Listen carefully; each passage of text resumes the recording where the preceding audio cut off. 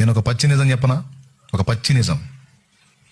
ఈరోజు నేను రక్షింపబడ్డానంటే, నాకు సువార్త అందిందంటే ఎవరి నుంచి అందిందో తెలుసా? ఎవరి నుంచి అందిందో తెలుసా? ఆ బిడ్డల నుంచి అందింది.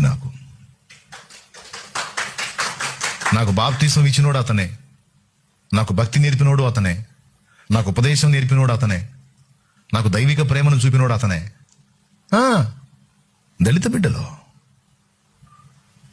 ఈరోజు ఆంధ్రప్రదేశ్లో మాత్రమే కాకుండా భారతదేశంలో చాలా చోట్ల సువార్త వ్యాప్తి జరిగింది అంటే అందులో ప్రధాన భూమిక పోషించింది ఎస్సీలే.